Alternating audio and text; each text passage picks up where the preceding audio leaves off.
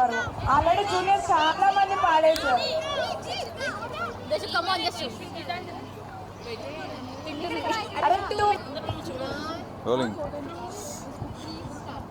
పరువం వనగా ముద్దు మురి పాలలో నా ఒడిలో నౌక వేడి సగరేగేనే ఆ సడిలో నౌక తోడు ఎదకోరినే పరువం తడిసేనే.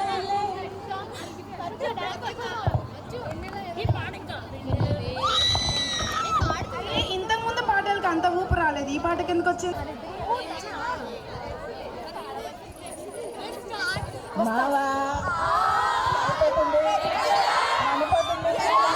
చూడా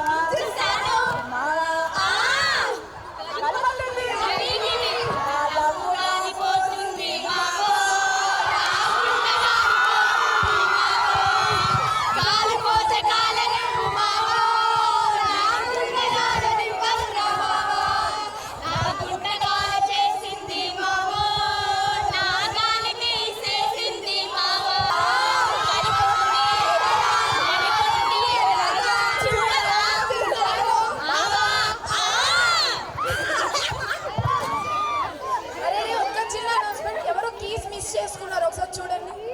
అయ్యో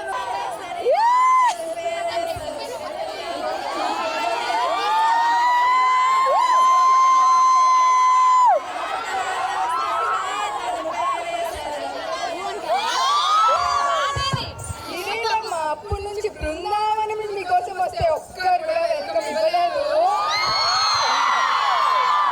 కృష్ణుడు అంటే ఇంతమంది గోపికలు ఉన్నారు, నాకు అటెన్షన్ ఇస్తారు అని వచ్చారు. మీరేంటి? ఒక్కసారి కృష్ణుని వెల్కమ్ చేయండి. బృందావనం నుంచి కృష్ణుడు ఈ సౌండ్ కావాలా? ఇంకోసారి డోస్ పెంచండి. ఈ మోడర్న్ కృష్ణుడి కోసం ఎవరైనా song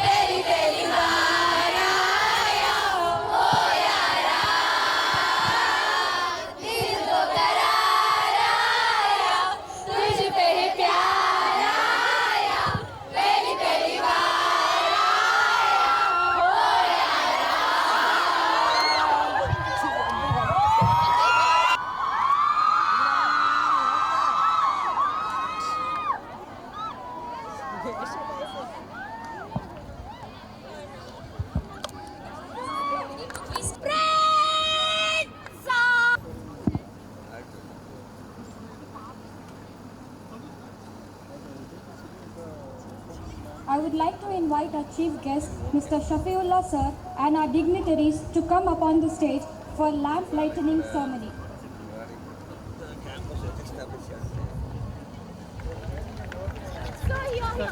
Sir, this way. Welcome to Euphoria 2020. Welcome, sir. Darkness can't be wiped out by blackness. Only a bright light can accompany it. In the same way, let us hope that the light of education wipes out the darkness of injustice, aggression and division in society and lead us towards growth, liberty and equality. Now, we are going to witness our traditional lamp lightening ceremony as a tribute to Mother Saraswati. Her warm blessing upon us to achieve additional academic and I request our singing choir group members to present a welcome song.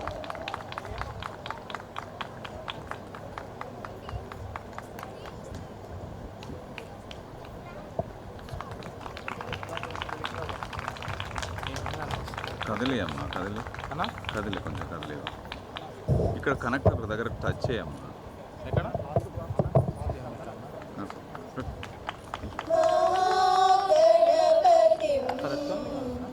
సరే వదిలే ఒకసారి.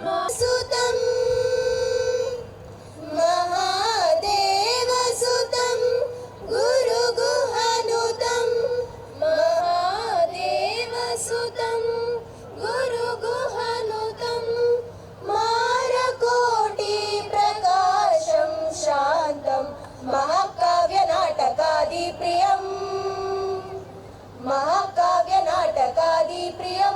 मूषिकवाहनमोदकप्रियं महाकाव्यनाटकादिप्रियं मूषिकवाहनमोदकप्रियं महागणपतिं मनसा स्मरामि महागणपतिं मनसा स्मरामि महागणपतिं मनसा स्मरामि महागणपतिं.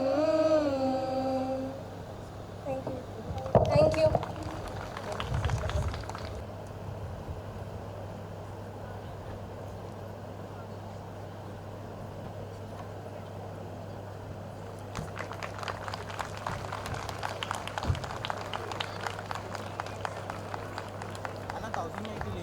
అదే అంటున్నా, అందుకే రావట్లేదు. నేను ఒక్క నిమిషం గ్యాప్ ఇచ్చేసి సార్ అది ఆపమని వేరేదేమో ఇది అయిపోయింది.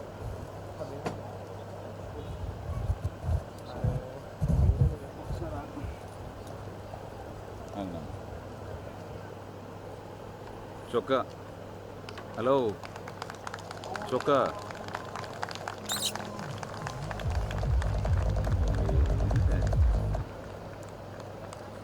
ఒక్క నిమిషం ఇది అయిపోయింది కూర్చోగానే To add some dignity and fragrance to our dais, చిన్న పని దీంట్లో I would like to invite a man whose greatness is not measured by what he accomplished, but the work he has done to reach his goals.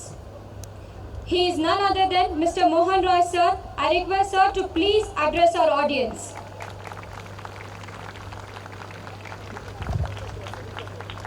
Sir from Indian Forest Service and other dignitary Ravi Kumar Garu, your beloved AGM, then principal sir and other teaching, non-teaching staff and most dear students. Good evening one and all. I am very happy to see such a nice celebration. Even though the time given is very short, but by seeing the arrangements, of course, I am amazed. And I must thank the people who prepared the invitation card. I have never seen such a beautiful invitation card in my earlier years. So all my appreciation goes to the team, those who are involved in that. I know the work of all other students we are going to witness shortly in the form of various cultural events, the way how you are going to organize this and all. We are also eager to watch all the programs. But of course, because of the time constraint, I don't want to give any lengthy speech. But I wanted to give you only one simple suggestion, like all of you are here with a lot of expectations. And unfortunately, last 1.5 years, you could not have one-to-one interaction or offline classes. The time left in this academic year is very short. So therefore, you have to compensate the time, whatever that is lost in the name of pandemic. So the only way of compensating the lost time is you have to double your commitment, you have to double your determination. You know, a desire changes nothing. A desire changes nothing.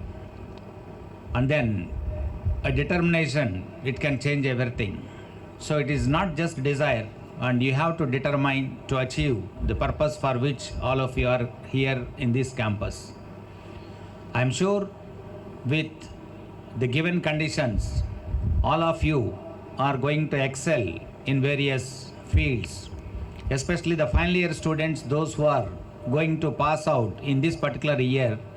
So then you have to quickly figure out what is the direction, in which direction you want to move, and how you can achieve the great heights, whatever you expected and your parents are waiting for.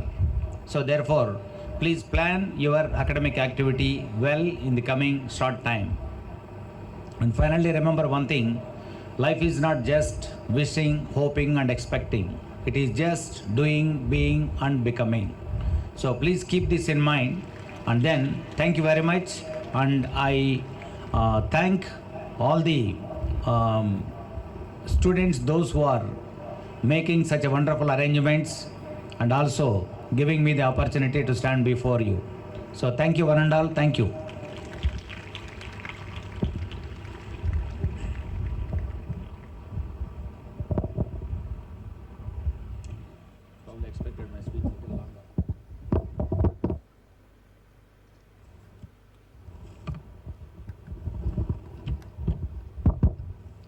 Now, I would like to welcome Honorable Principal of Borampet Campus, Dr. D.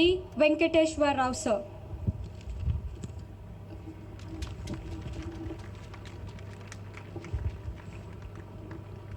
I take this opportunity to invite AGM Ravi Kumar sir for addressing our audience.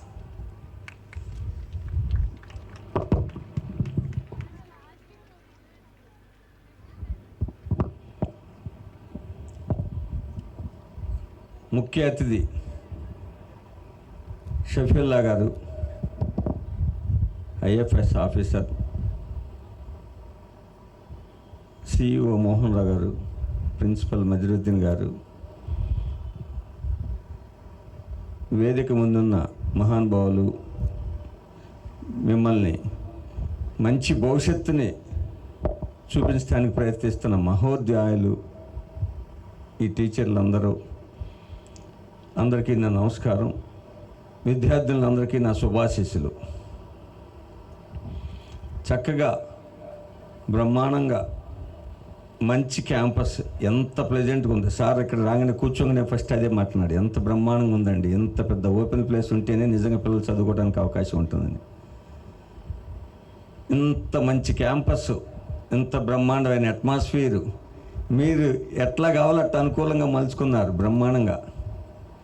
మేము అసలు ఇంత మంచి ground ఉందా అని చెప్పి అనిపించుకునే విధంగా దీని లోపలికి వచ్చేసరికి ఇది మన క్యాంపస్లోకి వచ్చామా ఇంకెక్కడికి వచ్చామో అనిపించేటట్టుగా దీన్ని మార్చేశారు. మా అడ్మినిస్ట్రేటర్స్ కన్నా మీరే బ్రహ్మాండంగా దీన్ని మంచి గ్రౌండ్గా చూపించారు. కాబట్టి చక్కగా ఇక నుంచి ఈ లోపల ఉన్న రెస్పాన్సిబిలిటీస్ కూడా మీ దగ్గర నుంచే మీతోనే చేపిస్తే బాగుండనే విధంగా అంత బ్రహ్మాండంగా తయారు చేసి, ఇంత పెద్ద గ్రౌండ్ మనకు ఉందా అని ఒక ఆలోచన కల్పించే. పెద్ద గ్రౌండ్ కనపడుతుంది కానీ ఎప్పుడూ క్లియర్గా లేదు. కానీ వాళ్ళు చాలా బ్రహ్మాండంగా తయారు చేసి చక్కటి అట్మాస్ఫియర్ని నిజంగా మంచి ఆనందకరంగా లోపల కూర్చోగానే ప్లెజెంట్గా అనిపించే విధంగా తయారు చేశారు. నిజంగా హ్యాట్స్ ఆఫ్ అమ్మ. మోహన్ రావు గారు చెప్పిన దాంట్లో అతిశయోక్తి లేదు. చాలా ఎక్సలెంట్గా వెరీ షార్ట్ టైంలో మంచిగా ప్రిపేర్ చేసుకోగలిగారు. సో మీ టాలెంట్ ఇది, మీ యొక్క తెలివితేటలు అవి. దీన్నే డిగ్రీ ఫైనల్ ఇయర్ వాళ్ళు ఒక 5 years బ్యాక్, సెకండ్ ఇయర్ వాళ్ళు 4 years బ్యాక్, ఫస్ట్ ఇయర్ వాళ్ళు 3 years బ్యాక్, ఇంటర్మీడియట్ వాళ్ళు లాస్ట్ ఇయర్ బిఫోర్ లాస్ట్ చాలా తెలివిగల నిర్ణయాలు తీసుకున్నారు మీరు అందరూ కూడా. ఏంటంటే అందరిలాగా మేము కూడా ఒక బైపీసీ ఒక ఎంపీసీ అని చెప్పి రొటీన్గా కాకుండా కొద్దిగా భిన్నంగా వచ్చేసారు.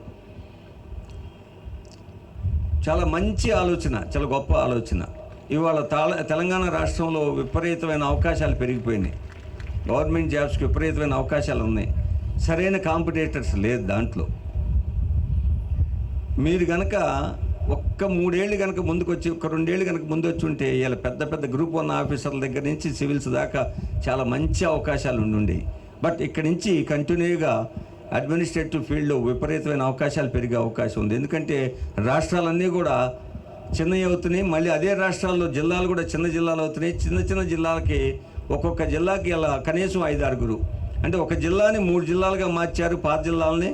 మళ్ళీ ఒక జిల్లాకు ఒకప్పుడు ఒకే ఐఏఎస్ ఆఫీసర్ ఉండేవాళ్ళు ఇవాళ కనీసం 4-5 ఐఏఎస్ ఆఫీసర్లు అవసరం అవుతున్నారు. అంటే మీకు బోల్డ్ అన్ని అవకాశాలు పెరుగుతున్నాయి. కాబట్టి దాని నుంచి కూడా మీ యొక్క సివిల్స్లో కూడా క్వాలిటీ ఆఫ్ ఎగ్జామ్ కూడా ఎంతో కొంత కొద్దిగా తగ్గిస్తారని నేను అనుకుంటున్నా. మరి నా ఎక్స్పెక్టేషన్ కరెక్టో కాదో తెలియదు కానీ కొంతవరకు తగ్గడానికి స్కోప్ ఉంది.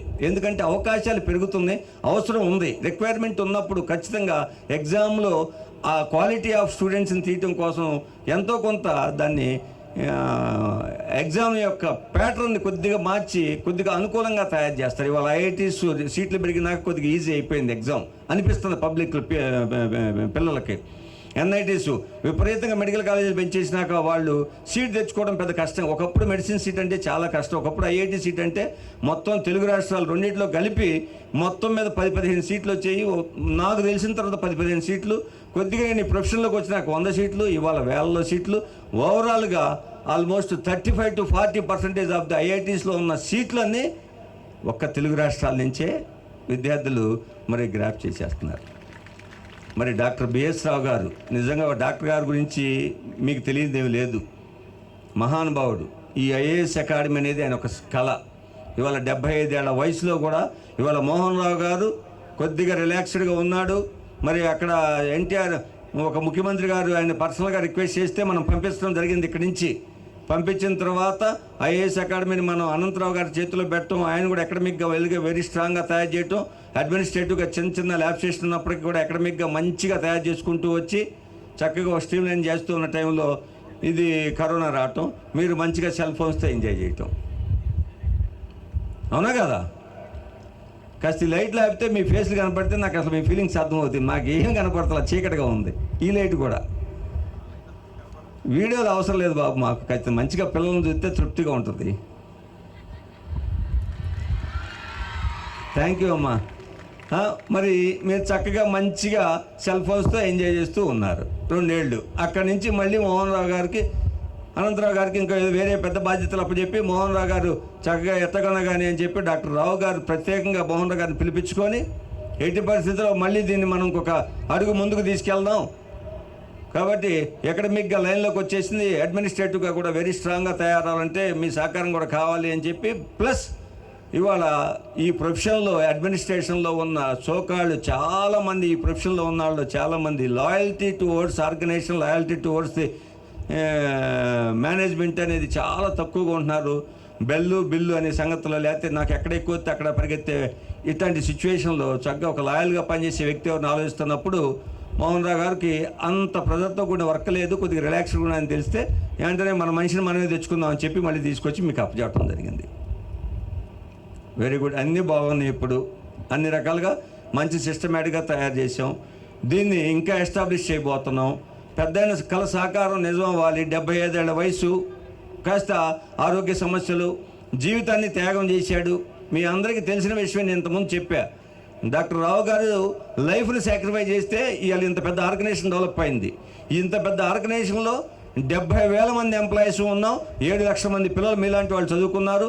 దాంట్లో ఒక 1,500 నుంచి 2,000 మంది పిల్లలు మాత్రమే, 7 లక్షల మంది పిల్లల్లో 1,500 నుంచి 2,000 మంది పిల్లలు మాత్రమే డిఫరెంట్గా ఆలోచించి ఇదిగో ఈ లైన్లోకి వచ్చారు. మీరు 6,97,000 మంది ఉన్న స్ట్రీమ్కి వెళ్ళే డాక్టర్ చూడటల్లా ఈ 3,000 మంది 2,000 మంది ఉన్న పిల్లల్నే నాకు కావాలి, వీళ్ళ నుంచి నాకు వీళ్ళ భవిష్యత్తు కావాలి. ఈ తెలుగు రాష్ట్రాల్లో ఈ ఒక తెలుగు రాష్ట్రాల్లో కాదు, ఇండియాలో ఎక్కడ ఉన్నా సరే మనం తెలుగు పిల్లలు అడ్మినిస్ట్రేటర్గా రూల్ చేయాలి అనే ఒక బలమైన కసితోటి స్టార్ట్ చేయడం జరిగింది. అయితే అనుకున్నంత దీని నుంచి ఆయన ఊహించినంత అయితే ఒక్కసారిగా రిజల్ట్ చూడాల, బట్ గ్రాడ్యువల్గా కనపడుతుంది. మరి డాక్టర్ గారు ఆరోగ్య పరంగా పర్వాలేదు, కానీ బట్ 75 ఏళ్ల వయసు, కరోనా లాంటి కష్టాలను తప్పించుకొని ఆయన స్టేబుల్గా ఉన్నారు. మనం చేయవలసింది ఏంటంటే ఆయన జీవితం త్యాగం చేశారమ్మ. డాక్టర్ గారు కానీ మేడం గారు కానీ కనీసం వాళ్ళకి ఒక సినిమా తెలియదు, ఒక షికారు తెలియదు, ఒక ఆనందం తెలియదు. నిద్ర లేచిన దగ్గర నుంచి నిద్రపోయేదాకా వాళ్ళ జీవితం అంతా కాలేజీ, స్టాఫ్ స్టూడెంట్స్. డాక్టర్ గారు, మేడం గారు, ఇంకొక మన అడ్మినిస్ట్రేటివ్ డైరెక్టర్ నాగేంద్ర గారు, ఇలా ముగ్గురు కలిసి డాక్టర్ గారు మేడం గారు కలిసి స్టార్ట్ చేస్తే వాళ్ళకి సపోర్టుగా రాముల వారి దగ్గర హనుమంతుడు కనుక ఎంత నమ్మినమంటుగా ఉంటాడు, అట్టనే మన నాగేంద్ర గారు అయిన ఆయన ఒక నమ్మినమంటుగా ఐటీఐ చదువుకున్న వ్యక్తి ఒక నమ్మినమంటుగా ఉండి ఇవాళ డైరెక్టర్ స్థానంలో ఆయన పక్కన కూర్చుకునే, చైర్మన్ గారు పక్కన కూర్చుకునే అంత స్థాయికి ఎదిగాడంటే ఎంత కష్టం చేస్తే, ఎంత సాక్రిఫై చేస్తే, ఎంత జీవితాన్ని మరి ఎంత సాక్రిఫై చేస్తే ఈ స్టేజ్కి వచ్చి ఉంటుంది ఈ వ్యవస్థ అనేది అర్థం చేసుకొని చక్కగా డాక్టర్ గారు సాక్రిఫికేషన్ అనగా నాకు ఒక విషయం గుర్తొస్తూ ఉంటుంది. వాళ్ళ 2 బిడ్డలు ఎవరు, సుష్మాశ్రీ అండ్ సీమా గారు. వీళ్ళిద్దరూ ఒకళ్ళు సుష్మా గారు ఏమో అకాడమిక్ డైరెక్టర్గా కాలేజ్ చూస్తున్నారు, సీమా గారు ఏమో అకాడమిక్ డైరెక్టర్గా స్కూల్స్ చూస్తున్నారు. అకాడమిక్స్ లైన్లో వాళ్ళు చూసుకుంటున్నారు. అట్లానే అల్లుళ్ళు ఏమో అడ్మినిస్ట్రేటివ్ లైన్లో చూసుకుంటున్నారు. నాగేంద్ర గారు ఓవరాల్గా చూస్తున్నారు.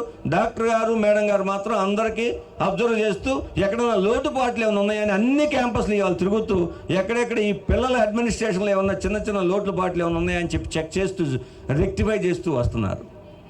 ఇవాళ నిజంగా డాక్టర్ గారిని రెస్ట్ తీసుకోమని డాక్టర్స్ చెప్తున్నా సరే ఆయన మాత్రం పొరపాటు కూడా చైర్మన్ గారు, నేను రోజు ఏదో క్యాంపస్లో పిల్లల్ని చూసుకుంటే తప్పితే నాకు ఎనర్జీ రాదు, నన్ను సిక్ అయిపోతాను, నేను తొందరగా పోతానయ్యా, నన్ను క్యాంపస్ల నుంచి నన్ను డిస్కనెక్ట్ చేయబాకని చెప్పి రిక్వెస్ట్ చేసి డాక్టర్స్తో నప్పించి నా సైకలాజికల్ కండిషన్, నా మెంటల్ కండిషన్ ఒకసారి చెక్ చేయండి అని చెప్పించి ఈయన ఖచ్చితంగా క్యాంపస్లో పంపిస్తే నేను యాక్టివ్గా ఉంటాడు, హెల్తీగా ఉంటాడని చెప్పి పంపించారు. ఇదే క్యాంపస్లో బిగినింగ్లో సెల్ ఫోన్స్ ఎక్కువ వాడుతుంటే డాక్టర్ గారు కంటిన్యూస్గా 10 రోజులు పొద్దున 6 నుంచి రాత్రి 10:30-11 వరకు నైట్ కూడా ఇక్కడే ఉండి పిల్లలందరికీ నచ్చచెప్పి సెల్ ఫోన్లన్నీ తీయించి ఇది వద్దమ్మా, ఈ చేయడం వల్ల మనకి వ్యవస్థలో మనం అనుకున్న మన టార్గెట్స్ రీచ్ కాలేము, మీ అంబిషన్స్ మీరు ఫుల్ఫిల్ చేసుకోలేరని చెప్పి నచ్చచెప్పి పక్కన పెట్టాడు. భగవంతుడు అంత తెలియగలడు. మీరు పిల్లలకి ఏది దూరం చేస్తారో నేను అదే దగ్గర చేస్తానని చెప్పి ఇదిగో ఈ కరోనా రూపంలో మీ అమ్మ మీ నాన్న మిమ్మల్ని బతిలాడి సెల్ ఫోనో లేకపోతే ఏదో ఒక ట్యాబో లేదంటే ఒక సిస్టమ్ మీద ముందు పెట్టి కూర్చోమ్మా చదువుకోమ్మని బతిలాడి వద్దని బలవంతాన్ని లాక్కెళ్ళిన వాళ్ళు ఇలా బలవంతాన్ని బతిలాడి మీ దగ్గర తీసుకొచ్చి అప్పచెప్పడం జరిగింది. దీని నుంచి వచ్చిన కష్టాలన్నీ మీరు చూస్తూనే ఉన్నారు. ఒక వస్తువుని మంచిగా ఉపయోగించుకోవడం కన్నా చెడుగా ఉపయోగించుకోవడంలో మనుషులు బాగా తెలివితేటలు మీరిపోయి ఉన్నారు. అట్లా మనం తెలుసో తెలియకో దాన్ని ఉపయోగించాం. 2 సంవత్సరాలు తెలిసి తెలియకుండా క్లాస్ రూమ్ కాలైన పొజిషన్స్ వర్క్ చేసినాయని మీకు తీసుకొచ్చి చెప్పారు. వినండి, ఎంత సాక్రిఫికేషన్ ఉందో చూడండి. ఎప్పుడు జీవితకాలం అవసరంలా, 1-2 నుంచి 3 ఏళ్ళు లేకపోతే 4 నుంచి 5 ఏళ్ళు ఎంత సాక్రిఫికేషన్ ఉందో చూడండి. ఆ సాక్రిఫికేషన్ నుంచి ఇన్ని 100 మంది పిల్లలు ఎదురు చూసి ఒక వ్యక్తిని, గొప్ప వ్యక్తిని తీసుకొచ్చి అక్కడ కూర్చోగల స్టేజ్ ఆ తల్లిదండ్రులు మనకు అప్పచెప్పగలిగారంటే తల్లిదండ్రుల సాక్రిఫికేషన్తో పాటు మరి సార్ కూడా ఆ చదువుకునే వయసులో చాలా విషయాల్లో సాక్రిఫైస్ చేస్తేనే వాళ్ళు డిఫరెంట్గా మరి ఇంత పెద్ద వ్యవస్థలో ఒక కీలకమైన వ్యక్తిగా మనం ముందుకు రాగలిగారు. సాక్రిఫికేషన్ అనగానే ఆ కొడుకు ఇట్లానే స్కూల్కి వెళ్ళి వస్తూ రోడ్డు క్రాస్ అవుతుంటే అనుకోకుండా ఒక యాక్సిడెంట్లో స్పాట్లోనే మనిషి కుర్రవాడు చచ్చిపోవడం జరిగింది. స్పాట్లో చనిపోయిన పిల్లవాడిని వెంటనే ఫోన్ వచ్చి పలానా డాక్టర్ బిఎస్ రావు గారు చైతన్య ఎండి గారు అబ్బాయిని కానీ ఒకసారి ఫోన్ చేయగానే ఆయనకి వెంటనే కాసేపు షాక్ అయ్యి వెంటనే 2 నిమిషాలు తేరుకొని దయచేసి మీరు ఈ విషయాన్ని ఎవరికి చెప్పొద్దు, నేను వస్తున్నానని చెప్పని గవాళ్ళు వెళ్ళిపోయి చూసుకున్న తర్వాత లేదు ప్రాణం పోయిందని సంగతి తెలిసి వెంటనే బాడీని తీసుకెళ్ళి హాస్పిటల్లో మార్చురీలో పెట్టుకొని 3వ వ్యక్తి తెలియకుండా ఇంటికి వచ్చి వాళ్ళ మిస్సెస్ డాక్టర్ ఝాన్సీ గారితో మాట్లాడుకున్న అమ్మాయి జరిగింది, బాబు యాక్సిడెంట్లో చనిపోయాడు, మనం చేయగలిగింది లేదు, భగవంతుడు మనకి ఈ లోటునిచ్చాడు కాబట్టి దీన్ని మనం అధిగమించి ఈ బాధను మనం అధిగమించి మనం ఉన్న డాక్టర్ గారు క్యాంపస్లో ఇట్లాంటి క్యాంపస్లో ఇల్లు కట్టుకొని వాళ్ళతోనే పిల్లలతోనే కలిసి ఉంటారు. 1500 నుంచి 2000 మంది పిల్లలు. ఇది 25 సంవత్సరాల క్రితం జరిగిన స్టోరీ. వాళ్ళతోనే కలిసి ఉండి వాళ్ళతోనే మేడం మెస్లో కూడా కావాల్సిన సపర్యలు చేస్తూ ఉండేది. డాక్టర్ గారు వాళ్ళకి కావాల్సిన హెల్త్ ఇష్యూస్ చూసేవాడు. అన్ని రకాలుగా పిల్లలతో కలిసిమెలిసి తిరుగుతూ ఉండేవాళ్ళు. ఈ పిల్లల్లో 3 పిల్లలు కూడా ఈ పిల్లలు కలిసిమెలిసి సరదాగా ఆడుకుంటూ పాడుకుంటూ ఉండేవాళ్ళు. ఈ కళ్యాణ్ అనే కుర్రవాడు బాగా స్మార్ట్గా ఉన్న పిల్లగాడిని అందరి పిల్లవాడిని ముద్దాడుతూ ఉండేవాళ్ళు. రేపు లేదు ఎల్లుండి